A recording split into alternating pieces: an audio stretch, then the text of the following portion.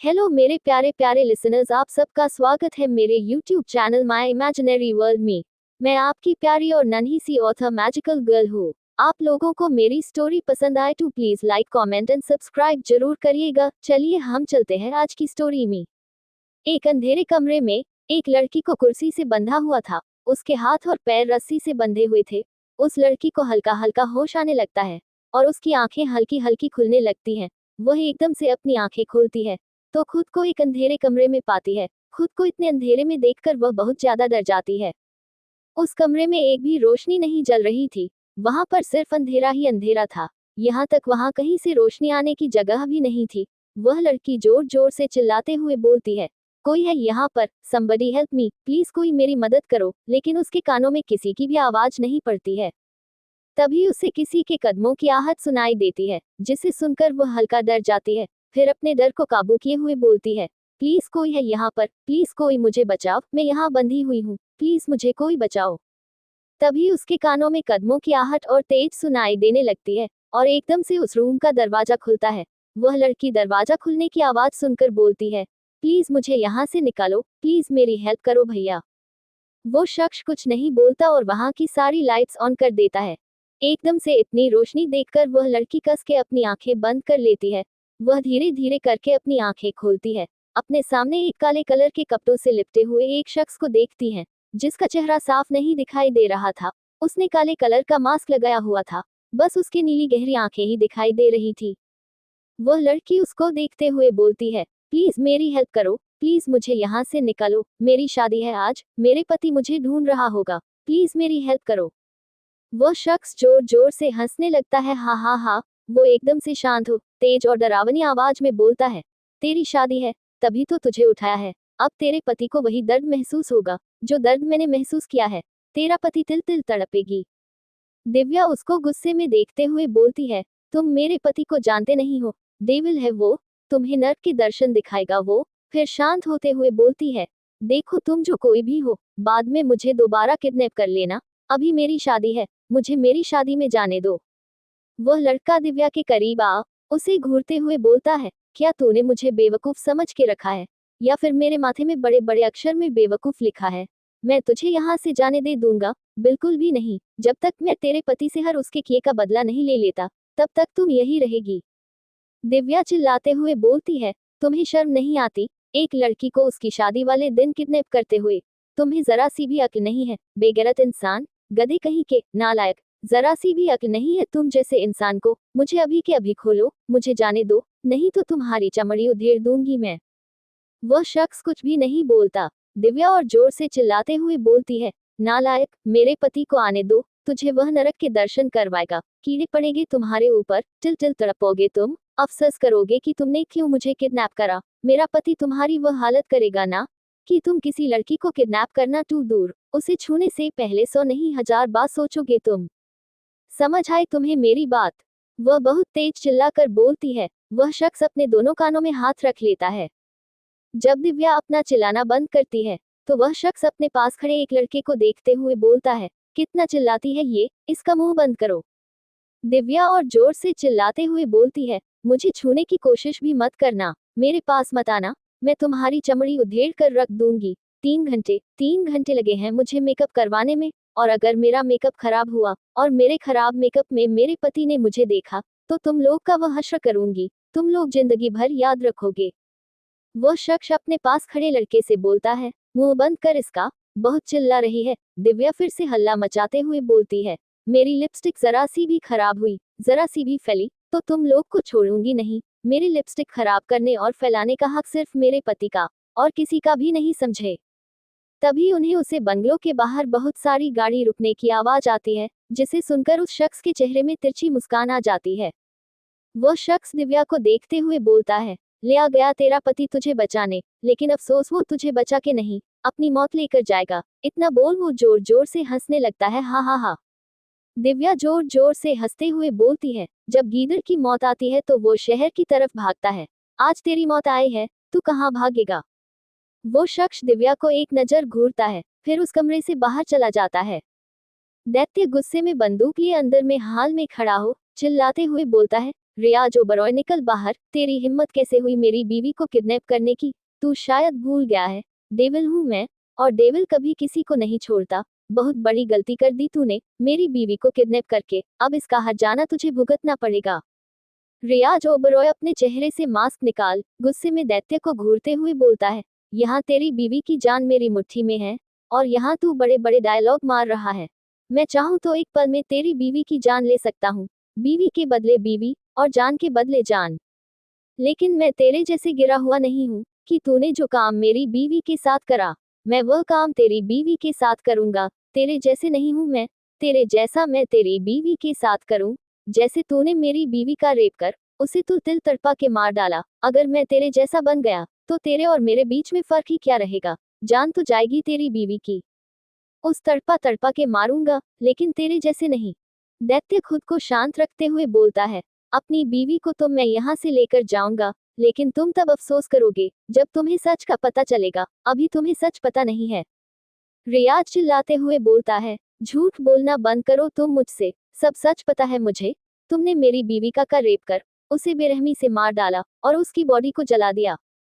वहीं दूसरी तरफ कुणाल ने आकर दिव्या के हाथों और पैरों को खोलकर उसे कुर्सी से आजाद कर दिया था। कुणाल दिव्या को देखते हुए बोलता है, दिव्या चलो, यहाँ तुम्हारी जान को खतरा है। दिव्या ना में अपनी गर्दन हिलाते हुए बोलती है, नहीं मैं नहीं जाऊंगी यहाँ से। इतना बोल वो उस कमरे से बाहर आ जाती है, जहाँ उसने रियाज की सारी बातें सुन ली थी, कि कैसे दैत्य ने उसकी बीवी का रेप कर उसको जलाकर मार डाला। दिव्या आगे बढ़ रियाज के कॉलर को पकड़ते हुए गुस्से में बोलती है, तुम ऐसे कैसे बोल सकते हो? मेरा पति डेविल है, लोगों को मार सकता है, लेकिन वह किसी लड़की का रेप करे, ऐसा हरगिज नहीं हो सकता। मेरा पति शैतान से कम नहीं है, मुझे पता है, लेकिन वह किसी लड़की का रेप नहीं कर सकता। रियाज अपना कॉलर दिव्या के हाथों से छुड़ाते हुए बोलता है, इतना विश्वास करना अच्छा नहीं होता, कभी कभी अपने ही विश्वास तोड़कर चले जाते हैं। दिव्या बोलती है, यह मेरा विश्वास नहीं है, यह मेरा प्यार है, भरोसा है मेरे पति पर, जिसे चाहकर भी तुम जैसे लोग नहीं तोड़ सकते।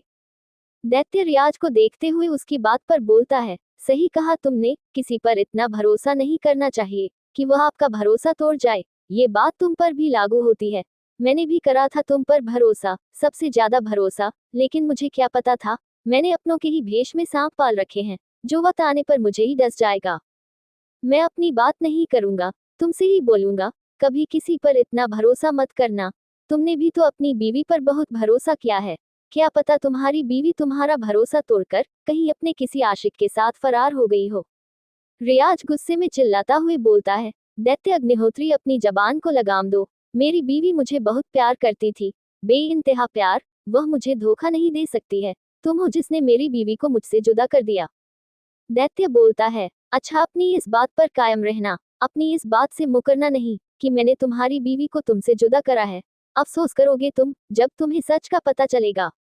इतना बोल वो किसी को कुछ इशारा करता है। दैत्य का इशारा समझकर वहां खड़े उसका एक बॉडीगार्ड वहां लगे प्रोजेक्टर पर कुछ फोटोज दिखाने लगता है, जिसमें रियाज ओबरॉय की बीवी किसी गैर मर्द के साथ उसकी बाहों में थी, और एक फोटो में उनके प्राइवेट सीन्स दिखाए जा रहे थे, जिसमें रियाज की बीवी किसी शख्स के साथ अपना बिस्तर शेयर कर रही थी, तो एक फोटो में उसकी बीवी किसी लड़के के साथ किस कर रही थी। उन फोटोज में लड़का भी एक था, लड़की भी एक थी, बस वक्त और जगह अलग थी। रियाज गुस्से में अपने हाथ में पकड़ी गन से उस प्रोजेक्टर में शूट कर देता है, और चिल्लाते हुए बोलता है, बस बहुत हुआ तुम लोगों का, तुमने मेरी बीवी का रेप कर उसे जलाकर मारकर, तुम्हें सुकून नहीं मिला, कि उसके कैरेक्टर पर अब दाग लग रहे हो। मेरी बीवी पाक थी, जिसने मेरे सिवा कभी किसी मर्द को नहीं देखा, मोहब्बत करी तो सिर्फ मुझसे, और तुम उसी के पाक दमन में दाग लगा रहे हो। छोड़ूंगा नहीं मैं तुम्हें, इतना बहुत वह सीधे दिव्या के माथे में गन रख देता है। दैत्य तेज आवाज में बोलता है, ले आओ उसे अंदर। दैत्य की आवाज सुन दैत्य के दो बॉडीगार्ड्स एक लड़की और एक लड़के को घसीटते हुए अंदर ले आते हैं। वो खुद को छुड़ाने के लिए चिल्ला रहे थे, अपने सामने खड़ी अपनी बीवी शीतल को देखकर रियाज के हाथ पैर ठंडे हो जाते हैं। रियाज अपने कदम जल्दी जल्दी नीचे बढ़ाते हुए उस लड़की के सामने खड़े होकर दैत्य को गुस्से में घूरते हुए बोलता है, तुम क्या किसी भी लड़की को लाकर मेरे सामने खड़ा कर दोगे और बोलोगे ये तुम्हारी बीवी है, तो क्या मैं मान जाऊंगा? ये मेरी बीवी हो नहीं सकती, उसे बड़ी बेरहमी से तुमने मार के जला दिया था। दैत्य खुद को नॉर्मल रखते हुए बोलता है, अच्छा मैंने तुम्हारी बीवी को मार कर जला दिया था, ये बात तुम्हें किसने बताई थी? रियाज बोलता है, मेरी बीवी ने मुझे एक वीडियो सेंड करा था जिसमें उसने सब कुछ मुझे बताया था। दैत्य उसकी बेवकूफी पर जोर जोर से हंसने लगता है, फिर एकदम से शांत हो उसे घूरते हुए बोलता है, तुम इतने बेवकूफ निकलोगे, मुझे पता नहीं था। अच्छा, तुम्हारी बीवी को मैंने रेप करा। वह खुद को पॉइंट करते हुए बोलता है, तुम्हारी बीवी को इतना टाइम मिल गया कि उसने वीडियो बनाए, और उसे ये भी पता था कि मैं उसे जलाकर मार दूंगा। इतना बोल वो ताली बजाते हुए रियाज के गोल गोल घूमने लगता है। रियाज को फिर भी दैत्य की बातों में यकीन नहीं हो रहा था। दिव्या भी रियाज के पीछे पीछे नीचे आ गई थी और शीतल के सामने खड़े होकर उससे रिक्वेस्ट करते हुए पूछती है, प्लीज आप बता दे, आपने क्यों उनसे झूठ बोला। मुझे पता है मेरा पति ऐसा नहीं कर सकता। वह बहुत प्यार करता है मुझसे, जितना मुझसे प्यार करते हैं उतना ही औरतों की रिस्पेक्ट भी करता है। प्लीज बताओ ना। दिव्या के बार बार एक ही चीज बोलने पर शीतल इरिटेट होकर बोलती है, क्योंकि नफरत है मुझे तुम्हारे पति और रियाज से। इस इंसान और तुम्हारे पति की वजह से मेरा भाई मर गया। नफरत है मुझे इनसे। मैं इन दोनों को अलग करना चाहती थी, एक दूसरे की जान का दुश्मन बनाना चाहती थी, इसीलिए मैंने ये सब प्लान बनाया। रियाज तो नम आंखों से बस शीतल को देखे जा रहा था। उसे समझ नहीं आ रहा था। अब उसे खुद की ही बेवकूफी पर अफसोस हो रहा था।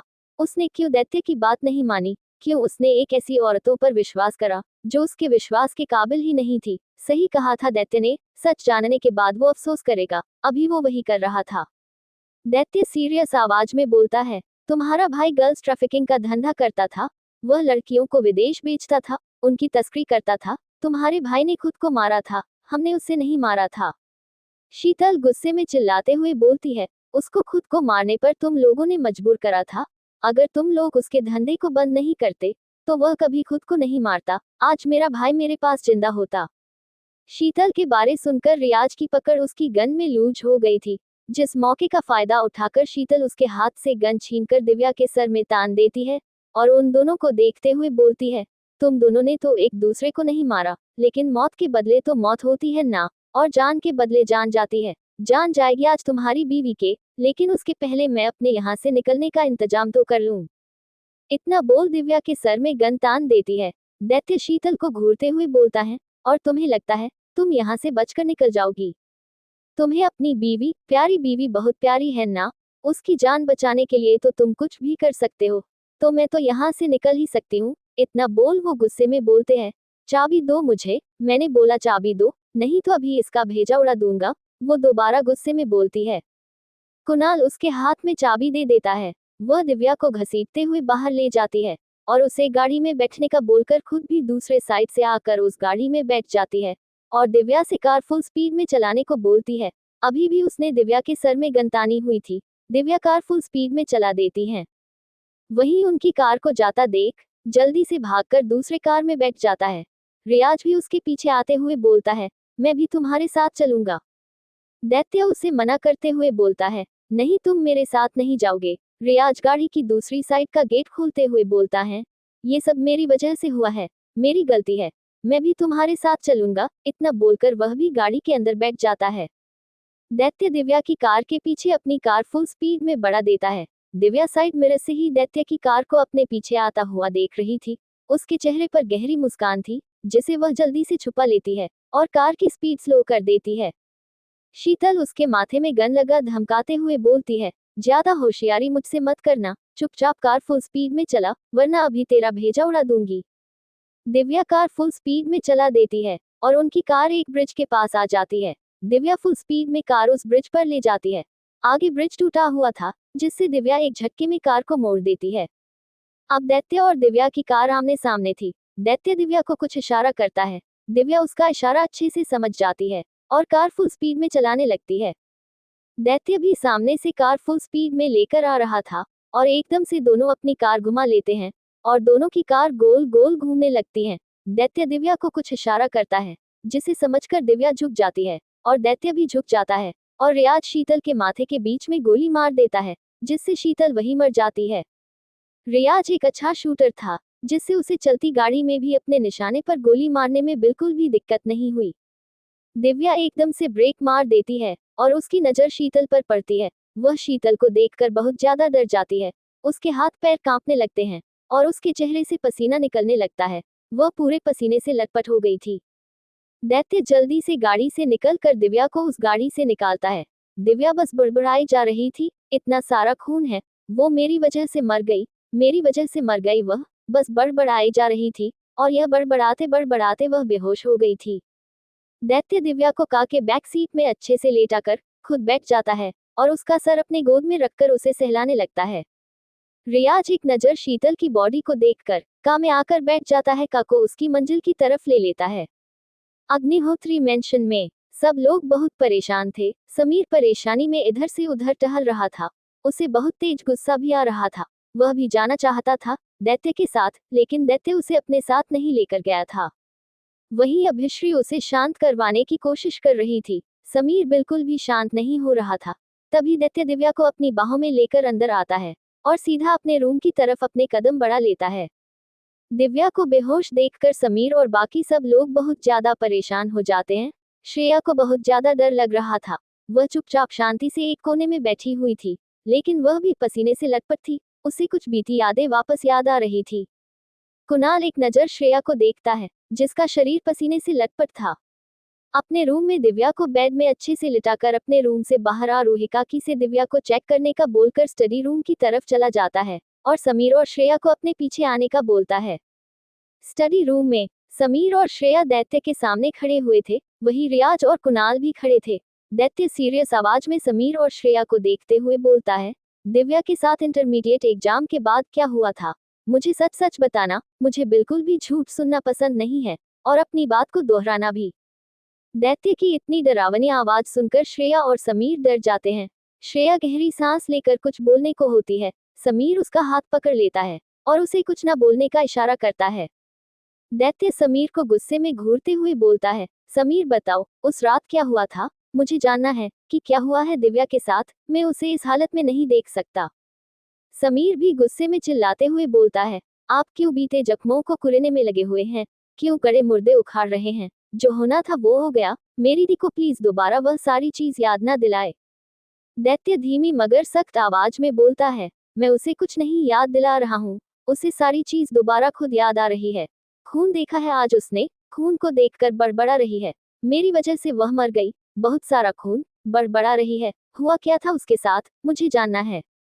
रियाज कुछ सोच के बोलता है, इसमें जरूर तेरी सास और तेरी साली का हाथ होगा, क्योंकि वह उस दिन बोल रहे थे कि वह बच गई है। मॉम, तेरी साली बोल रही थी, मॉम मैंने बोला था ना वह जिंदा है, उस दिन वह बच गई, आपने मेरा विश्वास नहीं किया, ये बोल रही थी वह। समीर के हाथों की नसें उभर जाती है और गुस्से में बोलता है, इनकी इतनी हिम्मत कि मेरी दी को नुकसान पहुंचाए, इन्हें मैं छोड़ूंगा नहीं। दैत्य समीर को शांत करवाते हुए बोलता है, समीर पहले बताओ हुआ क्या है था दिव्या के साथ। समीर एक गहरी सांस लेकर बोलता है, उस दिन हम सबका इंटरमीडिएट का लास्ट एग्जाम था, तो हम लोग एग्जाम के बाद शाम के पार्टी करने क्लब गए थे।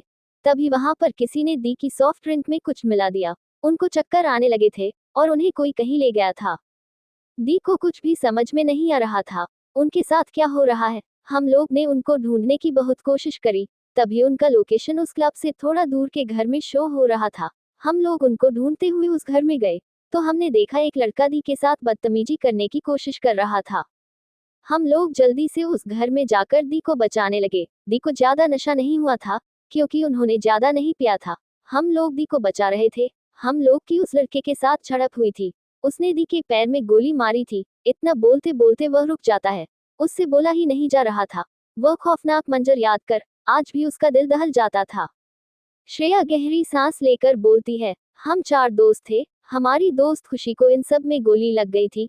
वह बहुत ज्यादा दर्द से तड़प रही थी, लेकिन उस बेरहम इंसान ने खुशी पर बिल्कुल भी तरस नहीं खाया और सारी गोलियां उसके सीने में उतार दी। खुशी ने उसी वक्त वही दम तोड़ दिया। हम लोगों को कुछ भी नहीं समझ में आ रहा था। दिव्या ने वही एक वास उठाकर उस लड़के के सर में मार दिया, जिससे वह भी वही मर गया। दिव्या खुशी को उठाने की कोशिश कर रही थी, लेकिन वह मर गई थी, वह नहीं उठ रही थी। दिव्या खुशी की मौत का जिम्मेदार खुद को मानती है। इतना सारा खून देखकर वह बेहोश हो गई थी। हम खुशी की लाश और दिव्या को उस घर से बाहर निकाल लाए थे और खुशी को उस घर के बाहर ही हम लोगों ने दफना दिया था। तब से दिव्या बहुत शांत रहने लगी थी, फिर धीरे धीरे ठीक हो गई, लेकिन आज खून देखकर उसे फिर वही सब याद आ गया और आज पता चल रहा है इन सब चीज के पीछे उसकी सटेप मॉम और उसकी सटेप सिस्टर का हाथ है। दैत्य कुछ बोलता है कि रियाज उनके सामने त्रिशा और तेजस्विनी को लाकर खड़ा कर देता है। समीर उन दोनों को गुस्से में घूरने लगता है। वो उनका गला दबाते हुए गुस्से में बोलता है, तुम लोग हमारी सारी प्रॉब्लम्स की जिम्मेदार हो। आज तक हमारी लाइफ में जो कुछ भी हुआ है उस सब में तुम्हारा हाथ है। तुम्हारी वजह से मेरी दी को इतना कुछ सहना पड़ा, इतना कुछ झेलना पड़ा। तुम्हारी वजह से मेरी बेस्ट फ्रेंड खुशी मारी गई। सिर्फ तुम्हारी वजह से जेड तुम लोगों को मैं छोड़ूंगा नहीं। समीर की आंखें पूरी लाल हो गई थी और उसकी नसें साफ साफ दिख रही थी। दैत्य समीर के पास आ उसके कंधे में हाथ रख के बोलता है, तुम इन लोगों को अपने हाथों से मारकर अपने हाथ क्यों गंदे कर रहे हो? ये लोग गन और बस एक बार में ही इनका काम खत्म कर। इतना बोल वो समीर के हाथ में गन रख देता है। समीर को बहुत गुस्सा आ रहा था। वह उन दोनों के जिस्म पर पूरी 6 की 6 गोलियां उतार देता है। गन में साइलेंसर लगे होने की वजह से गन शॉट की आवाज किसी को सुनाई नहीं दी थी। दैत्य समीर के कंधे में हाथ रखता है तो समीर उसे गले लगा लेता है और रोते हुए बोलता है, आई एम सॉरी, मैं अपनी दी को कभी प्रोटेक्ट नहीं कर पाया। मैं एक अच्छा भाई नहीं बन पाया। दैत्य उसके सर को थपथपाते हुए बोलता है, तुम एक अच्छे भाई हो। तुमने हमेशा स्वीट कैंडी को प्रोटेक्ट करा है। तुम ऐसा मत सोचो। अब चलो, हमें स्वीट कैंडी के पास भी तो जाना है। इतना बोल वो समीर से दूर हो ऊपर की तरफ चला जाता है। जब वह ऊपर पहुंचता है तो उसके रूम में रोहिका जी, वत्सल जी और पूरी फैमिली मौजूद थी। रोहिका जी बहुत ही ज्यादा शांत बैठी थी। दैत्य रोहिका जी के पास आकर उनसे पूछता है, मोम मेरी स्वीट कैंडी ठीक है ना? उसे कुछ हुआ तो नहीं है? रोहिका जी गंभीर आवाज में दैत्य से पूछती है, तुमने दिव्या के साथ क्या किया है? दैत्य कंफ्यूजन में उन्हें देखते हुए बोलता है, मैंने उसके साथ क्या किया है? कुछ भी तो नहीं किया है, बल्कि मैं तो उसे बचा के लाया हूँ। वत्सल जी दैत्य के कंधे में हाथ रख उससे बोलते हैं, तुम पापा बनने वाले हो? दैत्य बोलता है, अच्छा अच्छा, मैं पापा बनने वाला? ठीक है, मैं पापा बनने वाला हूँ। रियाज दैत्य के कंधे में हाथ रख बोलता है, अंकल ने कहा तुम पापा बनने वाले हो? हाँ हाँ, मैं भी तो वही कह रहा हूँ, मैं पापा बनने वाला हूँ। दैत्य की आंखें एकदम से बड़ी हो जाती है और वहीं पर बेहोश हो जाता है। सब लोग दैत्य को कंफ्यूजन में देखने लगते हैं। तभी समीर पानी से भरा जग उठाकर सीधे दैत्य के ऊपर डाल देता है। दैत्य एकदम से उठकर बैठ जाता है। समीर उसे देखते हुए बोलता है, मैंने अपनी लाइफ में आप जैसा पहला शख्स देखा है जो पापा बनने की बात सुनकर ही बेहोश हो गया। आपको इतनी खुशी हुई कि आप बेहोशी हो गए। दैत्य समीर को गले लगा बोलता है, वाह, मैं पापा बनने वाला हूँ। दैत्य बहुत खुश था। दिव्या को भी अब होश आ गया था। दैत्य को इतना खुश होते हुए कंफ्यूजन में देख रही थी। दैत्य दिव्या को जल्दी से गले लगाते हुए बोलता है, स्वीट कैंडी, मैं पापा बनने वाला हूँ और तुम माँ बनने वाली हूँ। दिव्या बहुत खुश हो जाती है। रियाज डेथ के पास आ उसे विश करते हुए बोलते हैं, कंग्रेचुलेशन, तुम बाप बनने वाले हो। दैत्य उससे हुए बोलता है, मैं अकेले थोड़ी ना पापा बनूंगा, पापा तो तुम भी बने हो। रियाज कंफ्यूजन में उसे देख बोलता है, तू क्या बोल रहा है? लगता तेरे दिमाग का पुर्जा हिल गया है। तेरा दिमाग सठिया गया है। दैत्य कुणाल को कुछ इशारा करता है तो कुणाल अपने गोद में एक 3 साल की प्यारी सी बच्ची को लेकर आता है जिसके बाल हल्के घुंघरीले और ब्राउन थे। उसने छोटा सा पिंक कलर का फ्रॉक पहना हुआ था जो उसके घुटनों तक था। उसकी नीली आंखें बिल्कुल रियाज जैसी गहरी। रियाज उस छोटी सी बच्ची को एकटक देखने लगता है। दैत्य उसे आगे बढ़ने का इशारा करता है। उसे बच्ची को अपनी गोद में लेकर हकलाए हुई आवाज बोलता है, मैं इसका पापा हूँ, यह मेरी बेटी है। वो खुशी से अपनी बेटी को गले लगा लेते हैं। वह बच्ची बहुत ही प्यारी सी आवाज में बोलती है, पापा, मिस्टी को भूख लगी है। रियाज खुश होते हुए बोलता है, इसने मुझे पापा कहा। दैत्य उसकी खुशी को देखते हुए बोलता है, उसने सिर्फ तुझे पापा नहीं कहा, आगे भी कुछ कहा है। ठीक से सुन जरा। उसने कहा है उसे भूख लगी है, जाकर उसे कुछ खिला दे। रियाज दैत्य की बात में अपने सर हिलाता है और कमरे से बाहर चला जाता है। वहीं बाकी सब भी उस कमरे से बाहर चले गए थे। वे अब कमरे में दैत्य और दिव्या ही थे। दैत्य दिव्या को कमर से पकड़कर अपनी गोद में उठाकर बैठा लेता है और उसके होठों को अपने होठों में भर लेता है। आज वह बहुत ही सॉफ्ट दिव्या को किस कर रहा था। वह अपनी खुशी को इस किस के जरिए जाहिर कर रहा था। वही दिव्या भी उसका पूरा साथ दे रही थी। करीब 5 मिनट बाद दैत्य दिव्या के होठों को छोड़ता है और उसे पीछे से अपनी बाहों में भरते हुए बोलता है, स्वीट कैंडी, आज मैं बहुत खुश हूँ। आज हमारे प्यार की निशानी तुम्हारे पेट में है। वो दिव्या के पेट में हाथ रखते हुए बोलता है। दिव्या उसकी खुशी को देखकर मुस्कुराने लगती है।